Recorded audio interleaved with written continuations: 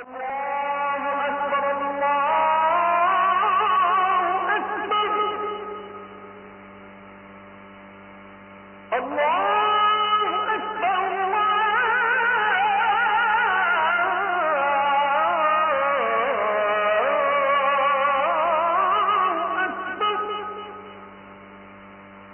পিতা এ জাতি হিসাবে আমাদের নাম, আমরা শুধু বাঙালি না, আমরা জাতি হিসাবে কি মুসলিম। জোরে বলেন কি? আরে দেশি হিসাবে আমরা বাংলাদেশি। আমার নাম এমনিতেই একজন হলে হামজা, কিন্তু জাতি হিসাবে দাবি করলে আমি বাঙালি না, শুধু আমি কি, আমি মুসলিম জাতি হিসাবে। আর দেশ হিসাবে বসবাস করি বাংলাদেশে, এই জন্য আমি বাংলাদেশি। হুয়া সাম্মাকুমুল মুসলিমিন, এই শব্দ দিয়ে আমি কয়েকটা মাসলা পেয়েছি। তাফসীরে মুফাসসির বলেন বাবা হিসাবে এখানে প্রায় 13টা দায়িত্ব চলে আসে। এখানে যারা বাবা আছেন, শুধুমাত্র জন্ম দিলেই বাবা হওয়া যাবে না, কমপক্ষে 13টা দায়িত্ব সন্তানের উপরে পালন করা লাগবে। আর আমাদের যিনি জাতির পিতা ইব্রাহিম নবী 13টা দায়িত্বই তিনি পালন করেছেন। সুবহানাল্লাহ বলতে পারেন না? 1 নম্বরে সন্তানের নাম রাখা তিনি রেখেছেন। কি সুন্দর অর্থবোধক নাম দেখেছেন। আমরা অনেক বাবা এখানে বসে আছি, সন্তানের নাম এমন ভাবে রাখি ও কি হিন্দু না মুসলমান ও সাদা বোঝা যায় না। আপনি রাগ করবেন, এই যে জয় বলেন তো কোন ধর্মের মানুষ মনে করবেন? এরপরে আর একজন আছে তার বোন, বলেন আপনি কি মনে করবেন তারে? আপনার নাম দেখেই যদি ফেরেশতা মনে করে কি ধর্মের লাগাবো, ফেরেশতা তো মনে হয় তাল গোল পাকিয়ে যাবে যে এর নাম দেখে তো আমি টের পাচ্ছি না এরা কি বলে ডাকবো। এই জন্য বাবা হিসাবে যারা এখানে দায়িত্বে আছেন, সন্তান হলে এমন একটা অর্থবোধক নাম রাখবেন, কিয়ামতের দিন আল্লাহ যদি কিছুই না পায় মাফ করার জন্যে, ওসিলা হিসাবে যেন অর্থবোধক একটা সুন্দর নাম পায়। জোরে বলেন সুবহানাল্লাহ। সেদিন বড় বাজারে কুষ্টিয়ায় একটা দোকানের নাম লেখা দেখলাম মহিন স্টোর। জিজ্ঞাসা করছে ভাই কি? বলছে আমার ছেলের নাম। ছেলের নাম মহিন স্টোর দিয়েছেন কেন? যে কোরআন শরীফ পড়তে গিয়ে পেয়েছি ওয়ালাহুম আযাবুম মুহিন। মহিন মানে জানে নিকৃষ্ট। মহিন মানে কি? আলাহুম আযাবুম মুহিন, আল্লাহ বলেন তাদের জন্য নিকৃষ্ট আযাব, শাস্তি। আপনি এরকম নাম কোরআন শরীফ পড়লেন আর রেখে দিলেন, একটু অর্থ দেখবেন না? এইজন্য এখানে যারা এসেছেন বাবা হিসাবে, আমাদের জাতির বাবা যিনি দায়িত্ব পালন করে গেছেন, আমাদেরও উচিত ওইভাবে দায়িত্ব পালন করা। রব্বুল আলামিন বলেন, তার আলোচনাটা আমি কোরআনে করলাম কেন? একদিকে তিনি ছিলেন সিদ্দিক, 2 নম্বরে তিনি ছিলেন নবী। সিদ্দিক কি? এই বাংলাদেশ, ভারত আর পাকিস্তানে এই শব্দটা নিয়ে সমস্যা, ভালো করে শোনেন, ওয়াজ আর লাগবে না, এটাই যথেষ্ট। সিদ্দিক মানে শুধু সত্য কথা বললেই মানুষ সিদ্দিক হয় না। সিদ্দিক হওয়ার জন্যে সত্যকে সত্য জানার পরে যারা পেছনের দিকে না তাকিয়ে অকণ্ঠ চিত্রে দ্বিধাহীন চিত্তে কোনো প্রশ্ন ছাড়া মেনে নিতে পারে, এরা হচ্ছে সিদ্দিক। কিয়ামতের দিন যে আল্লাহ 4টা কাতার করবেন, প্রথমে 1 নম্বরে মিনান নাবিয়্যিনা ওয়াস-সিদ্দিকিনা ওয়াস-শুহাদা ওয়াস-সালিহিন। প্রথমে নবীদের কাতার থাকবে, ওখানে অন্য কেউ থাকবে না, শুধু নবী। 2 নম্বরে সিদ্দিক, এই সিদ্দিকদের কাতারে প্রথম দাঁড়াবে হযরতে আবু বকর সিদ্দিক। তা আপনাকে আবু বকর সিদ্দিক যদি হতে হয়, উনি যেভাবে সত্যকে সত্য জানার পরে প্রশ্ন ছাড়া মেনে নিয়েছিলেন, আজ আমার মনে হয় বাংলাদেশে ওই সময় এসে গেছে। সত্যকে সত্য জানার পরে কেউ যদি পেছনের দিকে তাকিয়ে অথবা কোনো কারণে মানতে না পারেন, কিয়ামতের দিন আবু বকরের সাথে আপনি দাঁড়াতে পারবেন না। হযরত ইব্রাহিমকে কেন সিদ্দিক বলা হয়? তিনি সত্য অনুসন্ধান করছিলেন, খুঁজতেছিলেন সত্য। আল্লাহ পাক বারবার কোরআনে কারিমে তার যে 50টা পরীক্ষার কথা আমি পেয়েছি, প্রথম নম্বরে পরীক্ষা তিনি ঈমান, ঈমানের উপরে 10টা পরীক্ষা দিয়েছিলেন। ফালাম্মা জান্না আলাইহিল লাইলু রাকাউকাবা ইলা আখির আয়াত। তিনি তারকা দেখে বলেছিলেন এটা আমার রব। ওটা যখন অস্তমিত হয়ে গেছে বলছে না, যেটা ডুবে যায় অস্তমিত হয় এটা আমি মানি না। এরপরে দেখলেন চন্দ্র, ওইটাও যখন ডুবে গেছে বলে না মানি না। এরপরে দেখলেন সূর্য, ওইটাও যখন ডুবে গেছে বলছে না মানি না। সর্বশেষ তিনি জাতির লোকদের সামনে আসলেন। এইদিকে তাকান, সময় এখন ইব্রাহিম নবীর ওই জামানাটাই চলছে। জাতির লোকদের সামনে এসে তিনি ঘোষণা দিলেন, ইন্নী ওয়াজ্জাহাতু ওয়াজহিয়া লিল্লাযী ফাতারাস সামাওয়াতি ওয়াল আরদা হানিফা। অবশ্যই আমার চেহারা আমি আজ ঘুরিয়ে দিলাম। চেহারা বলতে শুধু 3.5 হাত বডি না। নবীজি জানিয়েছেন তামাম পৃথিবীর সব মুসলমান একটা শরীরের মতো। শরীরের কোন জায়গায় যদি আঘাত লাগে পুরা শরীরে যেমন খবর হয়ে যায়, তামাম দুনিয়ার মুসলমানেরা একটা শরীরের মতো। আমেরিকায় যদি কোনো মুসলমান কষ্ট পায়, এখান থেকে ও আ করা লাগবে। এক কথা বলছেন কি বুঝলেন হাদিস থেকে? উনি যে চেহারা ঘুরিয়েছিলেন শুধু এইটার নাম চেহারা না, এই জন্য উনি আয়াতের মাঝখানে হানিফা দিয়েছেন। উনি বললেন আমার এই চেহারা শুধু আমি ঘোরাইনি, আসমান আর জমিন যিনি উদ্ভাবক বানিয়েছেন। ফাতারুন শব্দের শাব্দিক অর্থ হচ্ছে মডেল ছাড়া, নমুনা ছাড়া, কোনো নিদর্শন ছাড়া, কোনো আকার আকৃতি ছাড়া নতুন করে যিনি একটা জিনিস বানাতে পারেন সেটার আরবি নাম ফাতার। উনি ঘোষণা দেওয়ার ভেতরে আয়াতের শব্দ দেখেছেন, ইন্নী ওয়াজ্জাহাতু ওয়াজহিয়া লিল্লাযী ফাতারাস সামাওয়াতি ওয়াল আরদা হানিফা। জাতির লোকেরা আসমান আর জমিন যিনি কোন মডেল ছাড়া নমুনা ছাড়া বানিয়েছেন, ওই আল্লাহর দিকে আমার সব আজ ঘুরিয়ে দিলাম। শুধু লোক দেখানোর জন্য না, শুধু আপনাদেরকে জানানোর জন্য না, আমি একনিষ্ঠ ভাবে আজ ঘুরলাম। আমি জানি আমার এই ঘোরাতে আমার বাবা বেজার হবে, কারণ আমার বাবা নিজে মূর্তির ব্যবসা করে। আমি জানি আমার এই ঘোরাতে আমার জাতির লোকেরা বিমুখ হয়ে যাবে, যাক।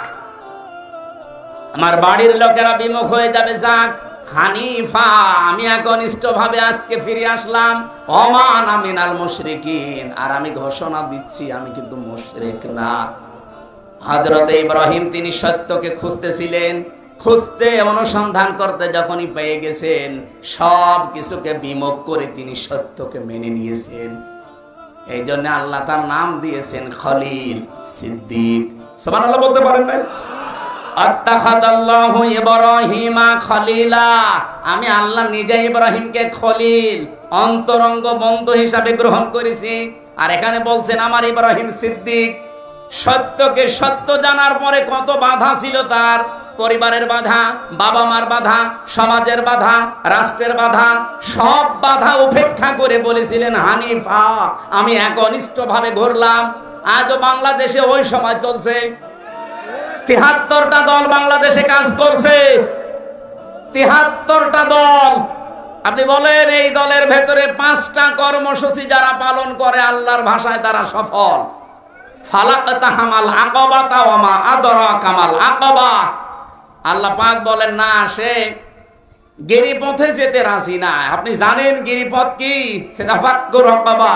যারা মানুষকে দাস মুক্তির জন্য চেষ্টা করে। আয়াতের ব্যাখ্যা 2টা। 1 নাম্বার, দাস মুক্তি মানে ওই জামানায় মানুষ কেনা বেচা চলতো। এখন যেহেতু ওই সিস্টেম নেই, এখন আছে মানুষ হয়ে মানুষের গোলামি করা, মানুষের আইন মানা।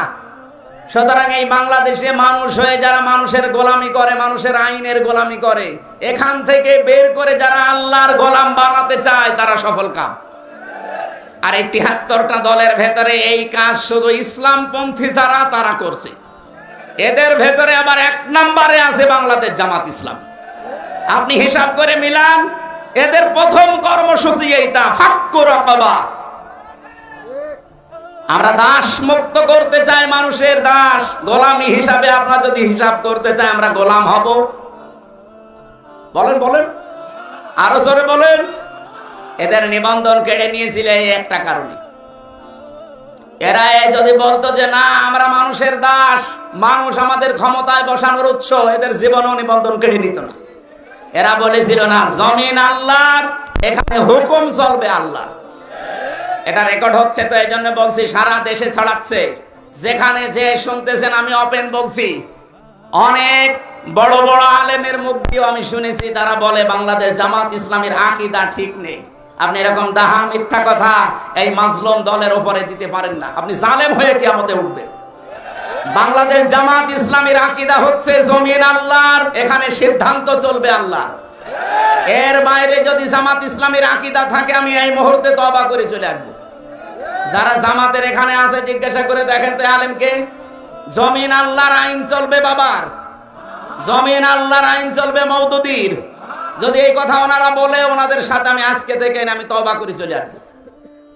কিন্তু আমার যতটুকু অ্যানালাইসিস আছে সারা বাংলাদেশে জামাত ইসলামের আকীদায়ে আলা আলাহুল খালকু ওয়াল আমরু, জমিন আল্লাহর, আইন চলবে। আপনি কোন আকীদার কথা বলেন? উল্টা পাল্টা ফতোয়া দিয়ে বিভ্রান্ত করবেন না, কিয়ামতে জালেম হয়ে ওঠা লাগবে। 5টা কর্মসূচির প্রথম নাম্বারে এইটা যে আমরা দাসত্ব মুক্ত করতে চাই মানুষকে, মানুষের গোলামি থেকে, মানুষের দাসত্ব থেকে মুক্ত করে গোলাম বানাবো কার? আর এই কর্মসূচিটাই বাংলাদেশ জামাত ইসলামের হাতে, এদের প্রথম কাজ এইটা। 2 নম্বরে আওয়াতামুন ফি ইয়াউমিন ফি মাসগাবা। মাসগাবা মানে কি? নিঃস্ব অসহায় যারা, এই মানুষগুলোর কাছে যারা ছুটে যায়। আগস্টের 5 তারিখের পরে বাংলাদেশে বন্যা দেখা দিয়েছিল ফেনীতে, দাদা বাবুরা ছেড়ে দিয়েছিল পানি, কত মানুষ হাবুডুবু খাচ্ছিল। এদেশে কত টাকাওয়ালা মানুষ আছে, কেউ তো এগিয়ে গেল না। জামাতের আমিরে জামাত ডাক্তার শফিকুর রহমান এই পর্যন্ত পানির ভেতরে নেমে মানুষের বাড়িতে খাবার পৌঁছিয়েছে। এটা কি বানানো কথা? আরে ভাই, কোরআনের সাথে যাদের কর্মসূচি মিলে যায় সেখানে বাদ দিয়ে আপনি কোন জায়গায় দৌড়াচ্ছে? আর কথা বললেই বলে হ্যাঁ হুজুর শুধু টেনে কথা বলে। টেনে কথা বলা কোরআন শরীফ মেলে তাদের সাথে, আপনার সাথে তো একটাও মেলে না। আপনার সাথে একটাও মেলে না, তে আপনার দিকে আমি যাবো কি? আমি কি বানাবো কোরআন শরীফ? 3 নম্বরে ইয়াতীমান দা মাকরাবা, গরীব থেকে এসেছে। যারা এতিম অসহায়, এই নিকট আত্মীয়র ভেতরে তাদের খোঁজ খবর রাখে। আর বাংলাদেশে আপনি দেখেন একামতে দিনের দায়িত্ব যারা মন থেকে পালন করে, লোক দেখানোর জন্য না, যারা মন থেকে পালন করে এরা আত্মীয় স্বজনের হক আদায় করে। হ্যাঁ, কিছু হয়তো সমস্যা আমাদেরও আছে, আমরা অ্যাক্টিভ ভাবে 100% হক আদায় করতে পারি না, তার পেছনে দায়ী আমাদের বউরা। আমি ওপেন বলছি, এই বাংলাদেশে যদি আমরা পরিবারের আমাদের রক্তের সম্পর্ক যাদের সাথে আছে, বিশেষ করে আমার বোন, আমার ভাই, আমার চাচা, আমার ফুফু, এদের সাথে রক্তের সম্পর্ক না, এদের যে হক গুলো আছে, অধিকার গুলো আমার প্রতি আছে, আমি 100% আদায় করতে পারি না, এর জন্য দায়ী আমার বউ। আর বাকি আমি না আর বললাম না, আবার অনেক দূর চলে যাবে, রেকর্ড হচ্ছে, শেষে দেখা যাচ্ছে আমার ভাত বন্ধ হয়ে যাবে। সব কথা বলা যাচ্ছে না, এটা কেটে দিও। আমার বাড়ি দেখা যাচ্ছে যে সারা রাত বাইরে থাকা লাগবে, ওয়াজ যা করেছে ওয়াজ আলাদের কাছে যান, শেষে আপনাদের ঘর বাড়ি আবার খুলে দেওয়া লাগবে। আজ হাজারো পরিবারে মানসিক রোগী হয়ে যাচ্ছে স্বামীরা, শুধু এই কারণে, বউ এদের মন ছোট এই কারণে।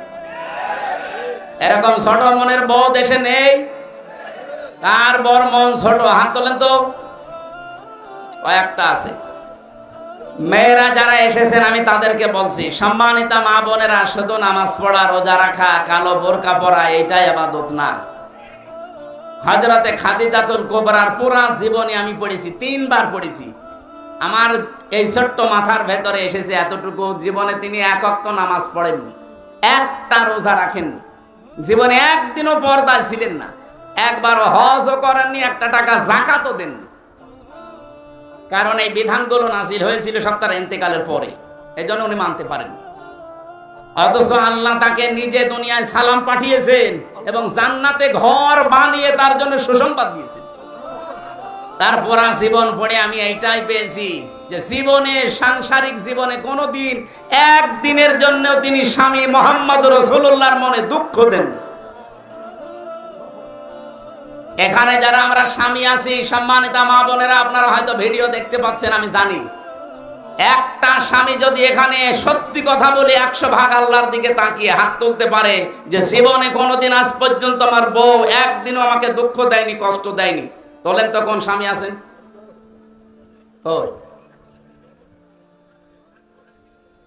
না, একজনও নেই। আমাদের নমিনিও হাত তুলতে পারিনি, তার মানে উনিও সমস্যায় আছে। আমিও পারলাম না, কারণ আমি মিথ্যা কথা বলবো কোন কারণে?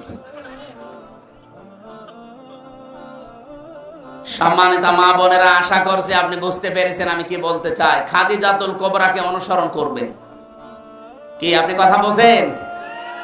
ইব্রাহিম আলাইহিস সালামের কথা বলছিলাম না? ওনার জীবন থেকে নিয়েছি এইগুলো আমি। আপনাকে আল্লাহর দাসত্ব করা লাগবে, মানুষের দাসত্ব থেকে মুক্ত করে। এই কর্মসূচি বাংলাদেশ জামাত ইসলামী 1 নম্বরে হাতে নিয়েছে। 2 নম্বরে তারা অসহায় নিঃস্ব মানুষের কাছে এগিয়ে যায় খাবারের ব্যবস্থা করার জন্য।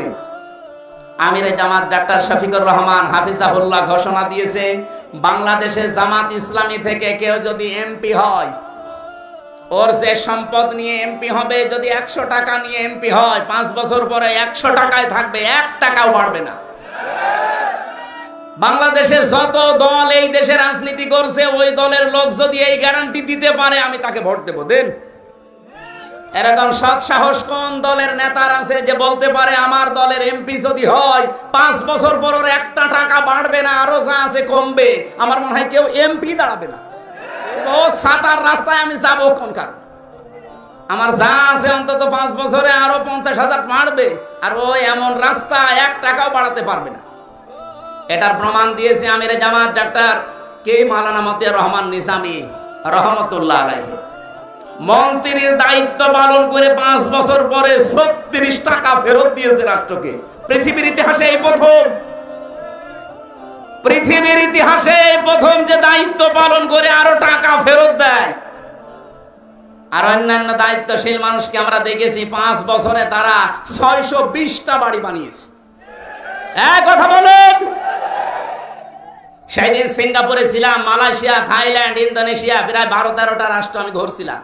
যে দেশে যাই আগে হোটেলে উঠি, হোটেলে নামলাম, নিচে দেখি শয়তান বসে আছে। কি আপনি এখানে কেন? হুজুর আমি আগেই পালিয়েছি। আমি ভাব দেখে ফেলেছিলাম যে 3 তারিখের পরে অবস্থা ভালো না, ওই বিকালে আমি চলে এসেছি। কেন আসলেন? আপনার তো 620টা বাড়ি, ওই চট্টগ্রামে বাড়ি, 620টা বাড়ি বানিয়েছে শয়তান। ওই মালয়েশিয়া ওর সাহেব পাড়া আছে, কিন্তু তালা লাগানো থাকে না। ওই হোটেল ভাড়া করে থাকে, এক একটা দিনের ভাড়া, রাতের ভাড়া 90,000 টাকা বাংলাদেশের। যে এখানে থাকেন আপনি, বাইরে চলেন, বাইরে যে মায়ের খাবো। বাঙালি আছে এই দেশে 20 লাখ, যদি আমারে বাইরে দেখতে পায় যে পিটিয়ে ভর্তা বানিয়ে ফেলবে। কি করলেন আপনি 15 বছরে? কেন আসলেন? আমিরে জামাত ডাক্তার শফিকুর রহমান এমনি তো বলে নাই, কারণ আমরা 54 বছরের ভেতরে, বিশেষ করে 15 বছর যে অত্যাচারে অত্যাচারিত হয়েছি, এই দেশের অন্য কেউ এরকম অত্যাচার সহ্য করে না। এত অত্যাচার সহ্য করার পরেও যদি আমাদের সম্পদ 2 টাকা থেকে 3 টাকা না হয়, এ বাংলাদেশ আমার নামে যদি আপনি সব লিখেও দেন, আমার যা আছে ওর চাইতে 1 টাকাও বাড়বে না ইনশাআল্লাহ। কারণ এই দায়িত্বটা আমরা ইবাদত মনে করে পালন করব। আর যারা আসতে চায়, ইবাদত না, শুধু বাবা শাহজালাল সব হালাল। যাদের আলাদা কোনো কর্মজীবন নেই, এইটাই যাদের কর্মজীবন, তারা এই লাইনে আসলে মাস্ট বি দুর্নীতি করবে। আমি ইয়াতীম আনজাম আকরাবার ব্যাখ্যা করতে চেয়েছিলাম এই বলে, আজ আমাদের পরিবারে, বিশেষ করে নিকট আত্মীয়র ভেতরে যারা অসহায় এতিম, এদের হকগুলো আমরা আদায় করতে পারি না স্ত্রীদের কারণে। এজন্য স্ত্রীরা রাগ করবেন না, আপনারা উদার হবে, আপনারা ন্যারো মাইন্ডের না ব্রড মাইন্ডের হবে। আল্লাহ যেন খাদিজাতুল কুবরার মতো বানিয়ে দেন, বলেন আমিন। আমার সময়টা মনে হয় চলে যাচ্ছে খুব তাড়াতাড়ি। দরুদ আর সালাম পাঠ করছি মুহাম্মদ রাসূলুল্লাহ সাল্লাল্লাহু আলাইহি ওয়াসাল্লামের প্রতি। আমরা কোরআনে কারীম 2টা জায়গা থেকে 2টা আয়াত পড়েছি। প্রথমে পড়েছিলাম সূরা সমারের 53 নম্বর আয়াত, দ্বিতীয় নম্বরে সূরা মরিয়মের 41 নম্বর আয়াত। আমি 2টা আয়াতের কিছু টাচ দিতে চাই। তাফসীর করতে গেলে 1 ঘন্টা আমি বলেছি না, এত অল্প সময় এক একটা আয়াতে যত কথা আছে সব শেষ করা যাবে না, আমি টাচ দেই। আল্লাহ রাব্বুল আলামিন বলেন, ভালো করে মিলাবেন নিজের জীবনের সাথে। আযকুর ফিল কিতাবি ইব্রাহিম বা ইব্রাহাম, এখানে 7টা কিরাত আছে। আমার বিশ্ববিদ্যালয় কোরআনের উপরে কিরাতের উপরে যে বিষয়টা আমি পড়েছিলাম 7 কিরাত, তার ভেতরে 2 কিরাত আমি এখানে পড়লাম। রব্বুল আলামিন বলেন, স্মরণ করো বা আলোচনা করেছি এই কিতাবের ভেতরে আমার নবী ইব্রাহিম আলাইহিস সালামের কাহিনী। ইন্নাহু কানা সিদ্দিকান নাবিয়্যা, নিশ্চয় অবশ্যই সে ছিল সিদ্দিক এবং নবী। তাহলে এখানে আমরা কিতাবের ভেতরে আলোচনা পাচ্ছি, অনেকগুলো মানুষের নামের আলোচনা আছে, তার ভেতরে 1 নম্বরে পেলাম ইব্রাহিম, যিনি আমাদের জাতির পিতা। আমাদের জাতির পিতা যে ইব্রাহিম, এ বিষয়ে কোনো সন্দেহ আছে? আমার রিমান্ডে জিজ্ঞাসা করেছিল ওই মাটির নিচে আয়না ঘরে যে আমাদের জাতির পিতাকে, যেই বলেছি ইব্রাহিম, সঞ্জয় দত্ত এসপি, আমার বাবা মা তুলে গালিগালাজ দিয়ে বলছে, বেটা বেয়াদব, ইব্রাহিমকে জাতির পিতা বঙ্গবন্ধু। কোরআনের আয়াত পড়লাম ওনার সামনে, কিসের কোরআন? আল্লাহ পাক জানিয়েছেন, মিল্লাতা আবিকুম ইব্রাহিম হুয়া সাম্মাকুমুল মুসলিমিন, তোমাদের জাতির পিতার নাম ইব্রাহিম। এই যে যত মিল্লাত আমরা দেখি, এই যে কোরবানি গেল গতকালকে পর্যন্ত, এই যত রকমের অনুষ্ঠান আমরা করেছি, এগুলো সব কিন্তু ইব্রাহিম নবীর আদর্শ, তার মিল্লাত থেকে পাওয়া। এই কোরবানির সিস্টেম আদম নবীর জামানায় ছিল না, ওনার জামানার সিস্টেম আলাদা ছিল। এরকম চাটিয়াল ময়দানের ভেতর একটা পশু জবাই করে রেখে আসতো, আগুনের ঝলক এসে ওইটা পুড়িয়ে ফেলতো। আমার এই আয়াতটা পড়ার পরে মাঝে মাঝে মনে হয়, এখন যদি এই শরীয়তটা বাংলাদেশে থাকতো, কত হাসি আমরা যে ধরা খেতাম।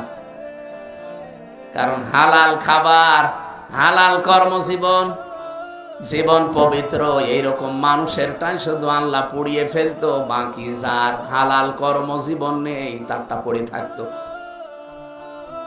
আগস্টের 5 তারিখের পর থেকে এই 10 মাস 5 দিনে আপনি বলেন, বহু মানুষ এই 10 মাস 5 দিনে এমন এমন কামাই করেছে যেটা পুরাটাই হারাম। এক কথা বলেন না কেন? এই যে যারা সাদাবাজি করেছে, এই এলাকায় হয়তো না থাকতে পারে, করেছে তো সারা বাংলাদেশে কোন জায়গায়। সাদাবাজি যারাই করেছে ওর পুরাটাই হারাম। বলেন, গত মাসে আমাদের জেলা ইউনিটের একটা বৈঠকে একটা হাদিস আমাকে পড়িয়েছে, মানিদ্দা মা লাইসা লাহু ফালাইসা মিন্না। কি পড়েননি আপনি? মানিদ্দা মা লাইসা লাহু ফালাইসা মিন্না ওয়ালিয়াতাবাওয়া মাকআদাহু মিনান নার, মুসলিম শরীফের হাদিস। হযরতে আবু যর রাদিয়াল্লাহু তাআলা আনহু বর্ণনা করেন, কোন ব্যক্তি যদি এমন জিনিসের মালিকানা দাবি করে যে জিনিস তার না, জোর করে জবরদস্তি দখল করে নিজের আয়ত্তে নিয়ে নেয়, 2টা শাস্তি তার জন্য। 1 নম্বরে ফালাইসা মিন্না, ওই দিন থেকে সে আর নবীর উম্মত নেই। আমার মনে হয় আগস্টের 5 তারিখের পর থেকে এই জুন মাসের 10 তারিখ পর্যন্ত বহু মানুষ আল্লাহর নবীর উম্মতের তালিকায় আর নেই। 2 নাম্বারটা আরো কঠিন, ওয়ালিয়াতাবাওয়া মাকআদাহু মিনান নার, সে যেন জাহান্নামে নিজের স্থান একটা তৈরি করে নিল। সুতরাং যারা এই কাজ করেছেন, এখনো করছেন, আপনি যদি এই টাকা, এই সম্পদ, এই মাল যদি তাকে ফেরত না দেন, আপনি মরে গেলে আমি না, কাবা শরীফের ইমামও যদি বলে বিসমিল্লাহি ওয়া আলা মিল্লাতি রাসূলিল্লাহ, কিছুই হবে না। আল্লাহর নামে রাসূলের দলে তুলে দিয়ে গেলাম, আপনি আল্লাহর নামেও নেই, রাসূলের দলেও নেই। এক কথা বলেন না কেন? সুতরাং আমরা চাই আমার নিজের জেলা এটা, 64 জেলার ভেতরে জেলার প্রতি আমার মায়া মহব্বত ভালোবাসা এমনি মানুষ হিসাবে একটু বেশি। সেই হিসাবে বলছি, যারা অন্যের সম্পদ দখল করেছেন ফেরত দেন। কারা কারা দেবেন হাত তোলেন তো। ও, এলাকায় হালকা কয়েকজন আছে, ঠিক। হাদিস মনে হয় এখানে বলা আমার ঠিক হইল না নাকি? এলাকায় তো এগুলো নেই।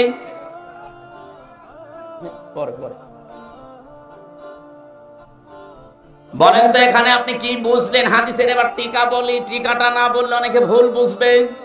কারণ আগস্টের 5 তারিখের পরে 1 মাস না যেতে একজনের ফতোয়া দেখলাম, সে বলছে ইসলামী ব্যাংকও ছিনতাই করেছে একদল। এরকম ডাহা মিথ্যা কথা আপনি বলতে পারবেন? এবার টিকা বলি, তারপরে দেখেন তো হযরত আবু যর রাদিয়াল্লাহু তাআলা আনহু থেকে বর্ণিত মুহাদ্দিসিন ইকরাম টিকায় লিখেছেন, কোন জিনিস যদি আপনার ছিল কিন্তু হাত ছাড়া হয়ে গেছে, হারিয়ে গেছে, বেদখল হয়েছে, ওটা যদি আপনি আবার ফেরত পান তাহলে আপনি হাদিসের শাস্তির আওতা মুক্ত থাকবেন।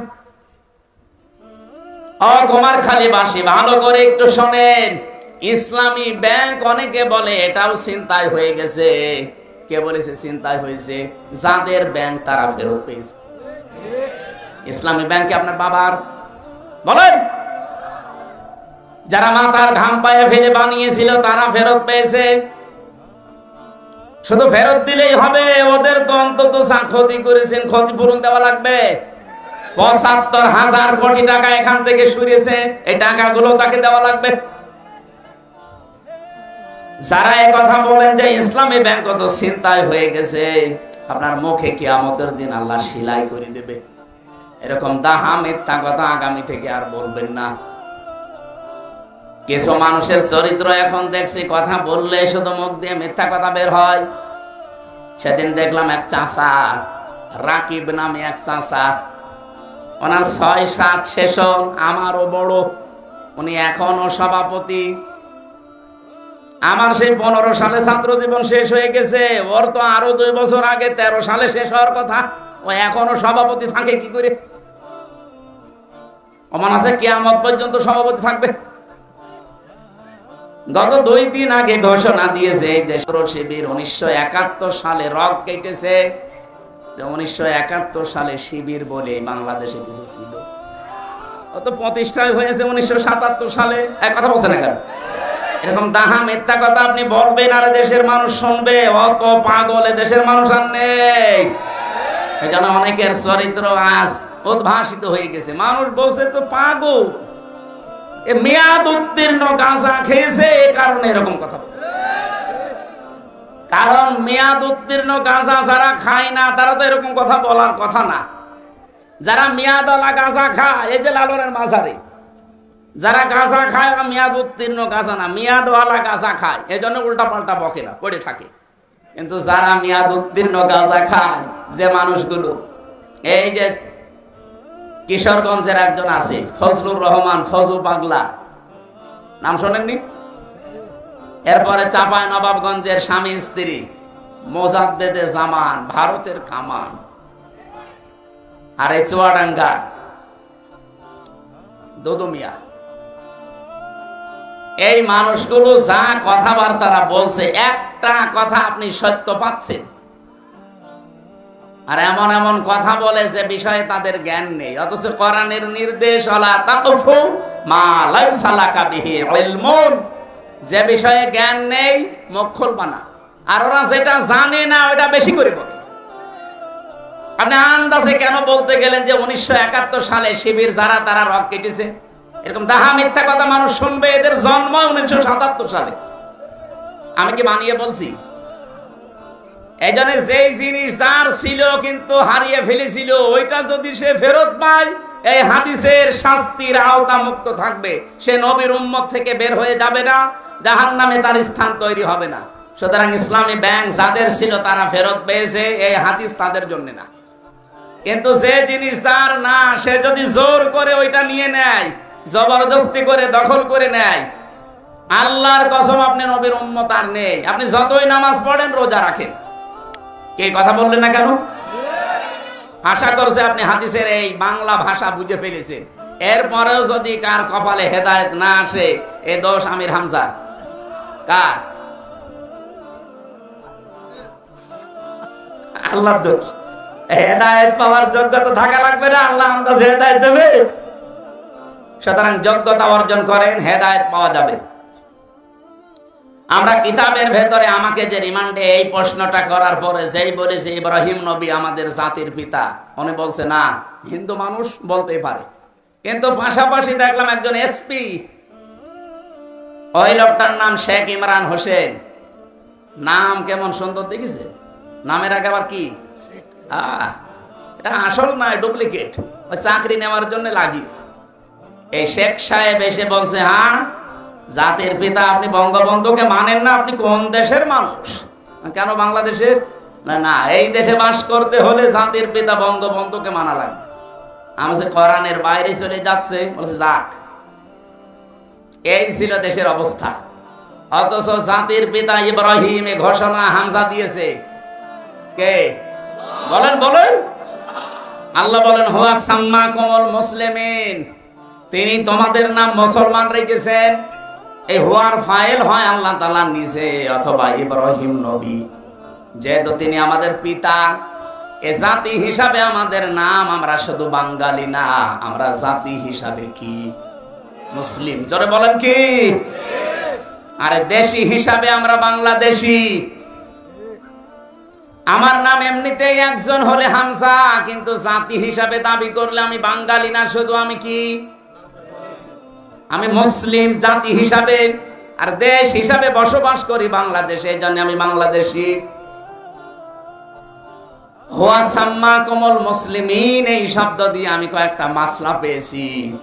তাফসীরে মুফাসসির বলেন বাবা হিসাবে এখানে প্রায় 13টা দায়িত্ব চলে আসে। এখানে যারা বাবা আছেন, শুধুমাত্র জন্ম দিলেই বাবা হওয়া যাবে না, কমপক্ষে 13টা দায়িত্ব সন্তানের উপরে পালন করা লাগবে। আর আমাদের যিনি জাতির পিতা ইব্রাহিম নবী, 13টা দায়িত্ব তিনি পালন করেছেন। সুবহানাল্লাহ বলতে পারেন না? 1 নম্বরে সন্তানের নাম রাখা তিনি রেখেছেন। কি সুন্দর অর্থবোধক নাম দেখেছেন। আমরা অনেক বাবা এখানে বসে আছি, সন্তানের নাম এমন ভাবে রাখি ও কি হিন্দু না মুসলমান ও সাদা বোঝা যায় না। আপনি রাগ করবেন, এই যে জয় বলেন তো কোন ধর্মের মানুষ মনে করবেন? এরপরে আর একজন আছে তার বোন, বলেন আপনি কি মনে করবেন তারে? আপনার নাম দেখেই যদি ফেরেশতা মনে করে কি ধর্মের লাগাবো, ফেরেশতা তো মনে হয় তাল গোল পাকিয়ে যাবে যে এর নাম দেখে তো আমি টের পাচ্ছি না এরা কি বলে ডাকবো। এই জন্য বাবা হিসাবে যারা এখানে দায়িত্বে আছেন, সন্তান হলে এমন একটা অর্থবোধক নাম রাখবেন, কিয়ামতের দিন আল্লাহ যদি কিছুই না পায় মাফ করার জন্য ওসিলা হিসাবে যেন অর্থবোধক একটা সুন্দর নাম পায়। জোরে বলেন সুবহানাল্লাহ। সেদিন বড় বাজারে কুষ্টিয়ায় একটা দোকানের নাম লেখা দেখলাম মহিন স্টোর। জিজ্ঞাসা করছে ভাই কি? বলছে আমার ছেলের নাম। ছেলের নাম মহিন স্টোর দিয়েছেন কেন? যে কোরআন শরীফ পড়তে গিয়ে পেয়েছি ওয়ালাহুম আযাবুম মুহিন। মহিন মানে জানে নিকৃষ্ট। মহিন মানে কি? ওয়ালাহুম আযাবুম মুহিন, আল্লাহ বলেন তাদের জন্য নিকৃষ্ট আযাব, শাস্তি। আপনি এরকম নাম কোরআন শরীফ পড়লেন আর রেখে দিলেন, একটু অর্থ দেখবেন না? এইজন্য এখানে যারা এসেছেন বাবা হিসাবে, আমাদের জাতির বাবা যিনি দায়িত্ব পালন করে গেছেন, আমাদেরও উচিত ওইভাবে দায়িত্ব পালন করা। রব্বুল আলামিন বলেন, তার আলোচনাটা আমি কোরআনে করলাম কেন? একদিকে তিনি ছিলেন সিদ্দিক, 2 নম্বরে তিনি ছিলেন নবী। সিদ্দিক কি? এই বাংলাদেশ, ভারত আর পাকিস্তানে এই শব্দটা নিয়ে সমস্যা, ভালো করে শোনেন, ওয়াজ আর লাগবে না, এটাই যথেষ্ট। সিদ্দিক মানে শুধু সত্য কথা বললেই মানুষ সিদ্দিক হয় না। সিদ্দিক হওয়ার জন্য সত্যকে সত্য জানার পরে যারা পেছনের দিকে না তাকিয়ে অকণ্ঠ চিত্রে দ্বিধাহীন চিত্তে কোনো প্রশ্ন ছাড়া মেনে নিতে পারে, এরা হচ্ছে সিদ্দিক। কিয়ামতের দিন যে আল্লাহ 4টা কাতার করবেন, প্রথমে 1 নম্বরে মিনান নাবিয়্যিনা ওয়াস-সিদ্দিকিনা ওয়াস-শুহাদা ওয়াস-সালিহিন। প্রথমে নবীদের কাতার থাকবে, ওখানে অন্য কেউ থাকবে না, শুধু নবী। 2 নম্বরে সিদ্দিক, এই সিদ্দিকদের কাতারে প্রথম দাঁড়াবে হযরতে আবু বকর সিদ্দিক।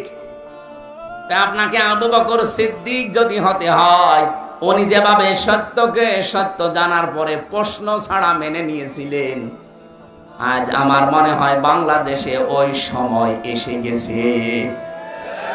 সত্যকে সত্য জানার পরে কেউ যদি পেছনের দিকে তাকিয়ে অথবা কোনো কারণে মানতে না পারেন, কিয়ামতের দিন আবু বকরের সাথে আপনি দাঁড়াতে পারবেন না। হযরত ইব্রাহিমকে কেন সিদ্দিক বলা হয়? তিনি সত্য অনুসন্ধান করছিলেন, খুঁজতেছিলেন সত্য। আল্লাহ পাক বারবার কোরআনে কারিমে তার যে 50টা পরীক্ষার কথা আমি পেয়েছি, প্রথম নম্বরে পরীক্ষা তিনি ঈমান, ঈমানের উপরে 10টা পরীক্ষা দিয়েছিলেন। ফালাম্মা জান্না আলাইহিল লাইলু রাকাউকাবা ইলা আখির আয়াত। তিনি তারকা দেখে বলেছিলেন এটা আমার রব। ওটা যখন অস্তমিত হয়ে গেছে বলছে না, যেটা ডুবে যায় অস্তমিত হয়, এটা আমি মানি না। এরপরে দেখলেন চন্দ্র, ওইটাও যখন ডুবে গেছে বলে না, মানি না। এরপরে দেখলেন সূর্য, ওইটাও যখন ডুবে গেছে বলছে না, মানি না। সর্বশেষ তিনি জাতির লোকদের সামনে আসলেন। এইদিকে তাকান, সময় এখন ইব্রাহিম নবীর ওই জামানাটাই চলছে।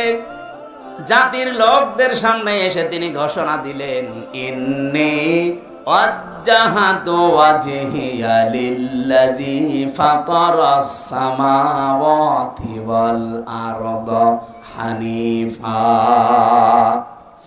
অবশ্যই আমার চেহারা আমি আজ ঘুরিয়ে দিলাম। চেহারা বলতে শুধু 3.5 হাত বডি না। নবীজি জানিয়েছেন তামাম পৃথিবীর সব মুসলমান একটা শরীরের মতো। শরীরের কোন জায়গায় যদি আঘাত লাগে পুরা শরীরে যেমন খবর হয়ে যায়, তামাম দুনিয়ার মুসলমানেরা একটা শরীরের মতো। আমেরিকায় যদি কোনো মুসলমান কষ্ট পায়, এখান থেকে ও আ করা লাগবে। এক কথা বলছেন কি বুঝলেন হাদিস থেকে?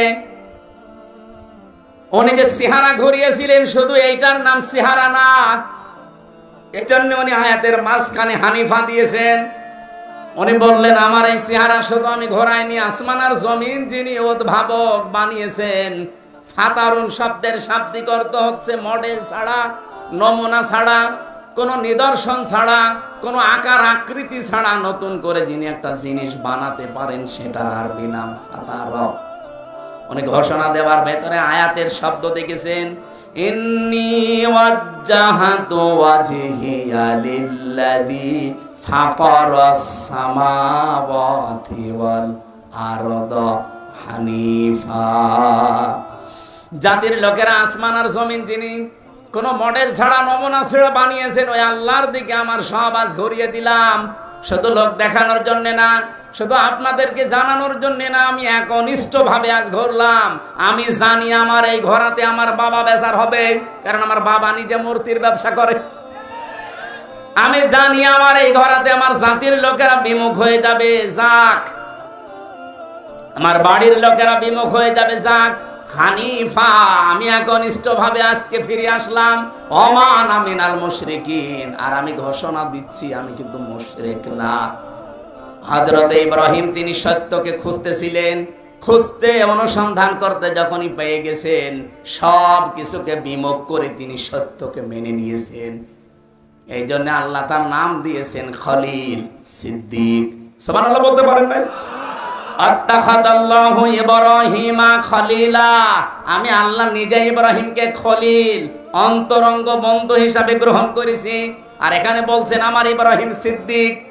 সত্যকে সত্য জানার পরে কত বাধা ছিল তার, পরিবারের বাধা, বাবা মার বাধা, সমাজের বাধা, রাষ্ট্রের বাধা, সব বাধা উপেক্ষা করে বলেছিলেন হানিফা, আমি একনিষ্ঠ ভাবে ঘুরলাম।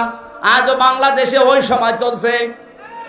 73টা দল বাংলাদেশে কাজ করছে, 73টা দল। আপনি বলেন এই দলের ভেতরে 5টা কর্মসূচি যারা পালন করে আল্লাহর ভাষায় তারা সফল। ফালাকতাহামাল আকাবাতা ওয়া মা আদরাকা মাল আকাবা। আল্লাহ পাক বলেন না, সে গিরিপথে যেতে রাজি না। আপনি জানেন গিরিপথ কি? সেটা ফাক্কু রাকাবা। যারা মানুষকে দাস মুক্তির জন্য চেষ্টা করে। আয়াতের ব্যাখ্যা দুইটা। এক নাম্বার, দাস মুক্তি মানে ওই জামানায় মানুষ কেনা বেচা চলতো। এখন যেহেতু ওই সিস্টেম নেই, এখন আছে মানুষ হয়ে মানুষের গোলামি করা, মানুষের আইন মানা। সুতরাং এই বাংলাদেশে মানুষ হয়ে যারা মানুষের গোলামি করে, মানুষের আইনের গোলামি করে, এখান থেকে বের করে যারা আল্লাহর গোলাম বানাতে চায় তারা সফল কাম। আর এই ৭৩টা দলের ভেতরে এই কাজ শুধু ইসলামপন্থী যারা তারা করছে। এদের ভেতরে আবার এক নম্বরে আছে বাংলাদেশ জামাত ইসলাম। আপনি হিসাব করে মিলান, এদের প্রথম কর্মসূচি এইটা, ফাক্কু রাকাবা। আমরা দাস মুক্ত করতে চাই, মানুষের দাস গোলামি হিসাবে। আপনারা যদি হিসাব করতে চাই আমরা গোলাম হব? বলেন বলেন, আরো জোরে বলেন। এদের নিবন্ধন কেড়ে নিয়েছিল এই একটা কারণে। এরা যদি বলতো যে না আমরা মানুষের দাস, মানুষ আমাদের ক্ষমতায় বসানোর উৎস, এদের জীবনও নিবন্ধন কেড়ে নিত না। এরা বলেছিল না, জমিন আল্লাহর, এখানে হুকুম চলবে আল্লাহ। এটা রেকর্ড হচ্ছে, তো এই জন্য বলছি, সারা দেশে ছড়াচ্ছে। যেখানে যে শুনতেছেন, আমি ওপেন বলছি, অনেক বড় বড় আলেমের মুখ দিয়েও আমি শুনেছি তারা বলে বাংলাদেশ জামাত ইসলামের আকীদা ঠিক নেই। আপনি এরকম ডাহা মিথ্যা কথা এই মাজলুম দলের উপরে দিতে পারেন না। আপনি জালেম হয়ে কিয়ামতে উঠবেন।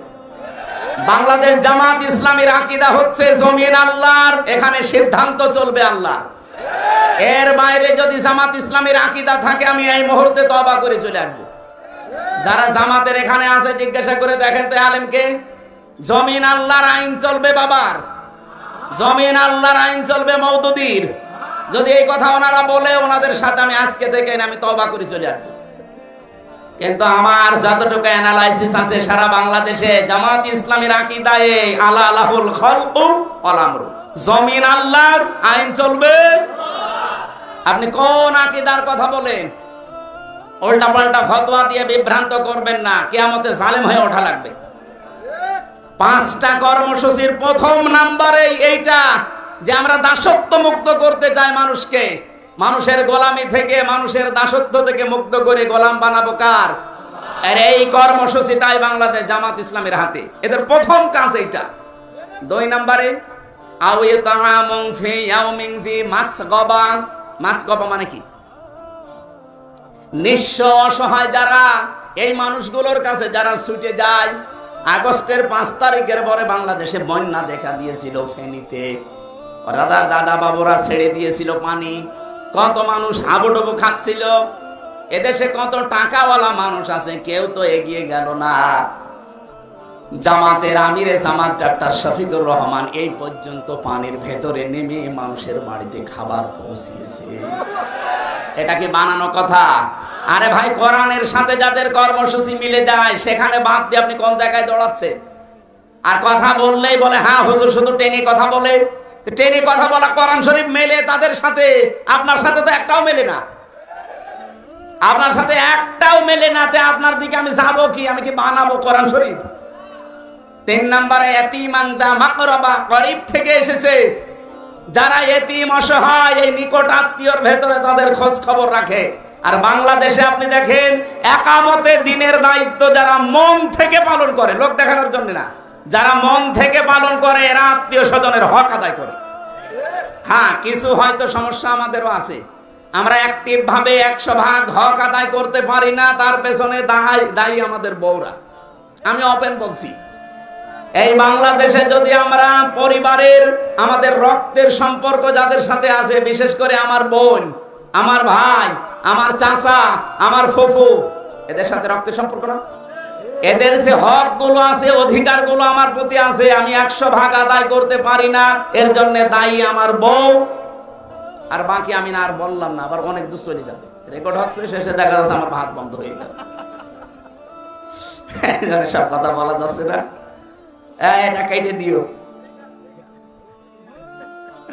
আমার বাড়ি দেখা যাচ্ছে যে সারা রাত বাইরে থাকা লাগবে। ওয়াজ যা করেছে না, ওয়াজ আলাদের কাছে যান, শেষে আপনাদের ঘর বাড়ি আবার খুলে দেওয়া লাগবে। আজ হাজারো পরিবারে মানসিক রোগী হয়ে যাচ্ছে স্বামীরা, শুধু এই কারণে বউ এদের মন ছোট। এই কারণে এরকম ছোট মনের বউ দেশে নেই। তার বর মন ছোট, হাত তোলেন তো। কয়েকটা আছে। মেয়েরা যারা এসেছেন আমি তাদেরকে বলছি, সম্মানিতা মা বোনেরা, শুধু নামাজ পড়া, রোজা রাখা, কালো বোরকা পরা এইটাই ইবাদত না। হযরতে খাদিজাতুল কুবরার পুরা জীবনী আমি পড়েছি, 3 বার পড়েছি। আমার এই ছোট্ট মাথার ভেতরে এসেছে এতটুকু, জীবনে তিনি এক ওয়াক্ত নামাজ পড়েননি, একটা রোজা রাখেননি, জীবনে একদিনও পর্দায় ছিলেন না, একবারও হজও করেননি, একটা টাকা যাকাতও দেননি। কারণ এই বিধানগুলো নাযিল হয়েছিল সব তার ইন্তেকালের পরে, এজন্য উনি মানতে পারেননি। অথচ আল্লাহ তাকে নিজে দুনিয়ায় সালাম পাঠিয়েছেন এবং জান্নাতে ঘর বানিয়ে তার জন্য সুসংবাদ দিয়েছেন। তারপর জীবন পড়ে আমি এইটাই পেয়েছি যে জীবনে, সাংসারিক জীবনে কোনোদিন একদিনের জন্য তিনি স্বামী মুহাম্মদ রাসূলুল্লাহর মনে দুঃখ দেননি। এখানে যারা আমরা স্বামী আছি, সম্মানিতা মা বোনেরা, আপনারা হয়তো ভিডিও দেখতে পাচ্ছেন, আমি জানি। একটা স্বামী যদি এখানে সত্যি কথা বলে 100 ভাগ আল্লাহর দিকে তাকিয়ে হাত তুলতে পারে যে জীবনে কোনোদিন আজ পর্যন্ত আমার বউ একদিনও আমাকে দুঃখ দেয়নি, কষ্ট দেয়নি, তোলেন তো কোন স্বামী আছেন?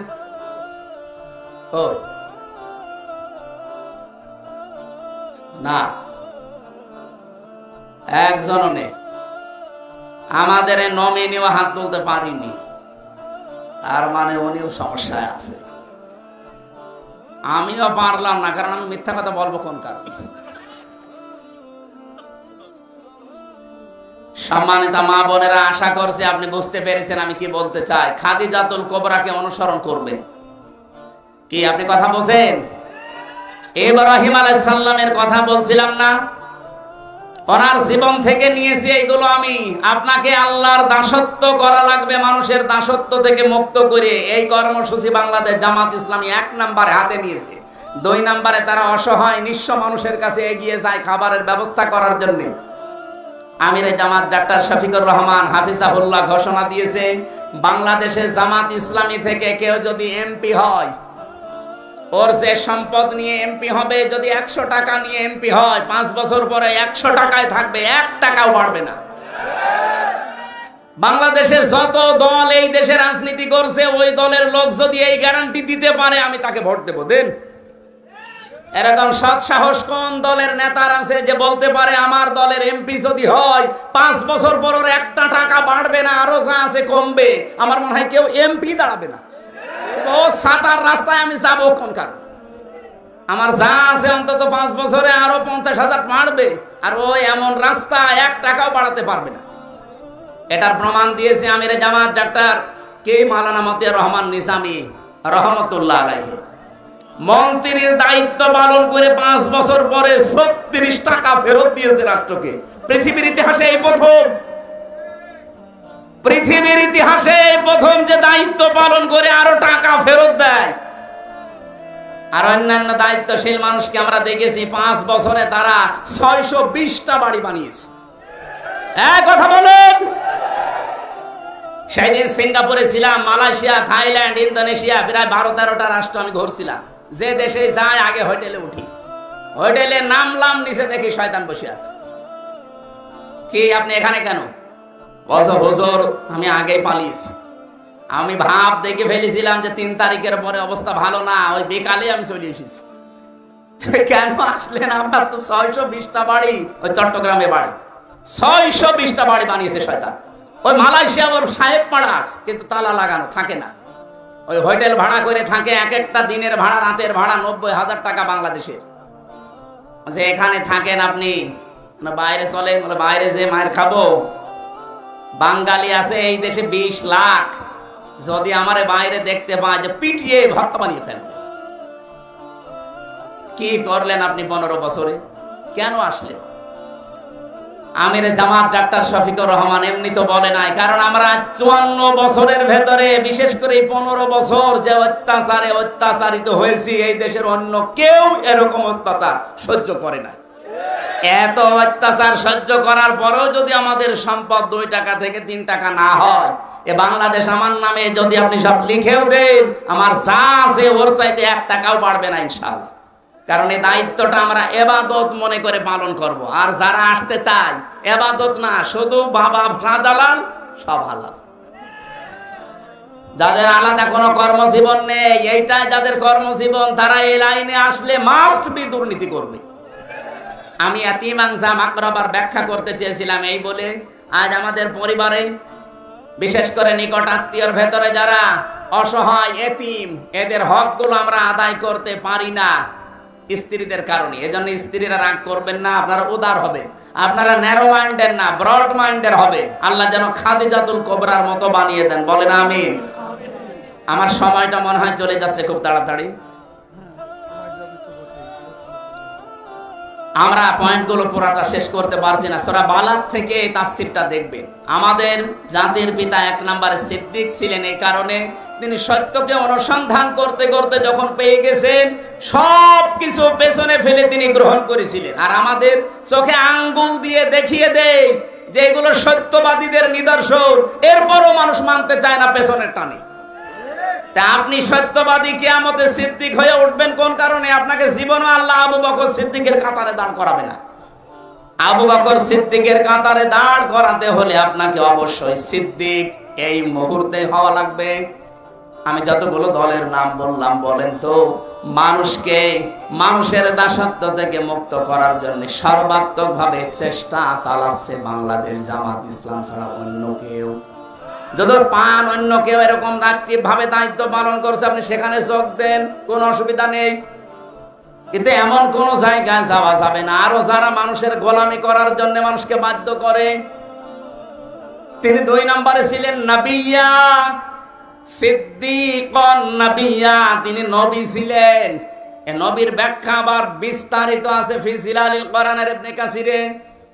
আমরা যেহেতু একটা আশার বাণী সঞ্চার করার জন্য কোরআনে কারিমের সূরা জুমারের আয়াতটা পড়েছিলাম, ওখান থেকে কিছু কথা বলছি।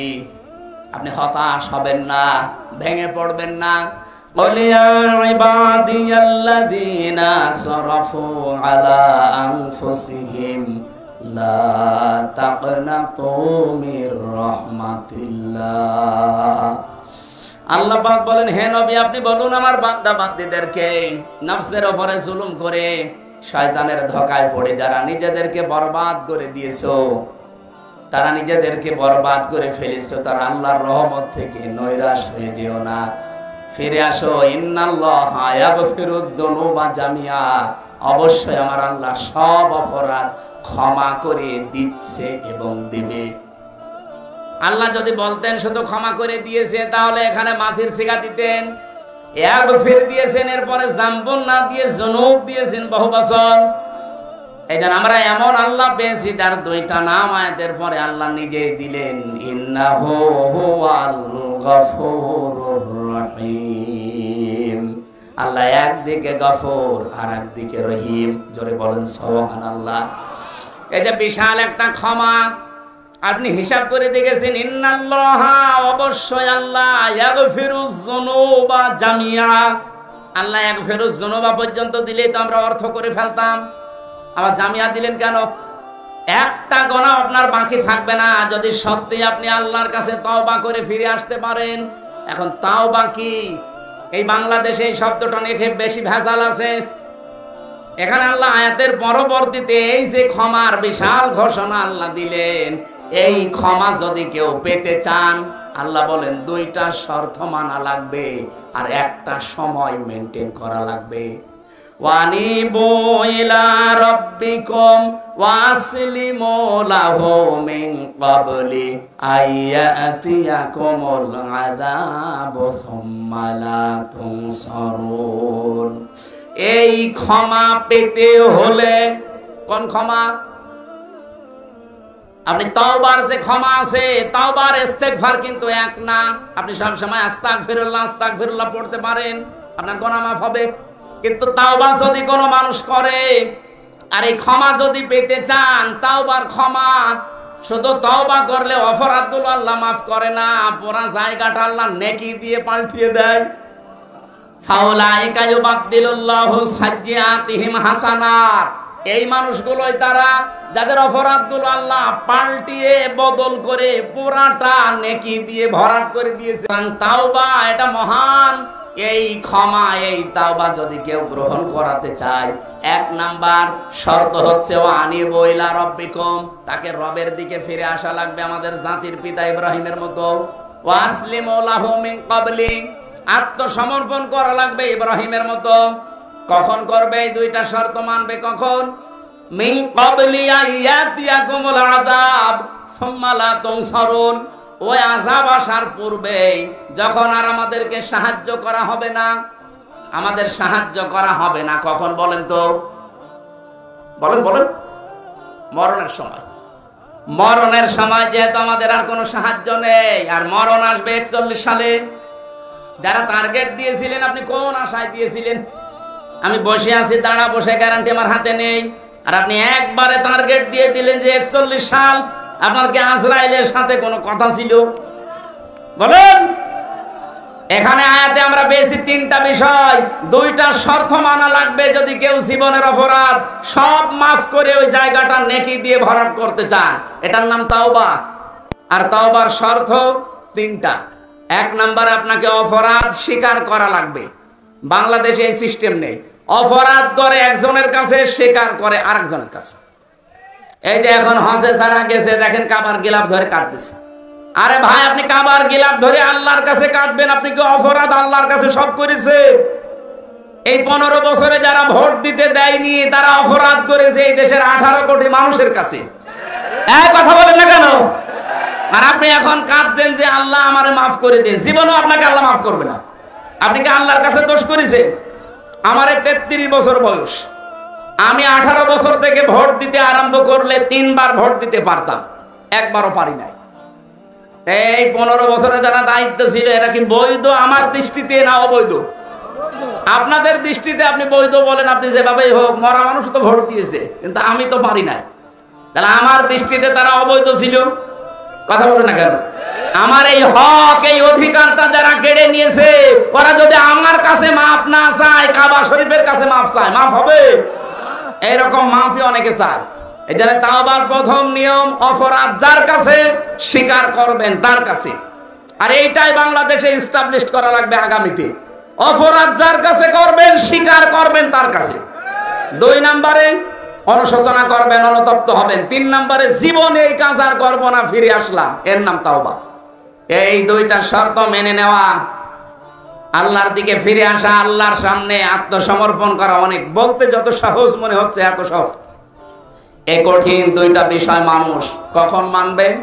মৃত্যু আসার পূর্বে, যখন আমাদের আর সাহায্য করা হবে না। সুতরাং মরণের গ্যারান্টি যেহেতু আমাদের হাতে নেই, যখন তখন চলে আসতে পারে। এই জন্য আমাদের তাওবা করার সময় কখন? এক্ষুনি। কখন?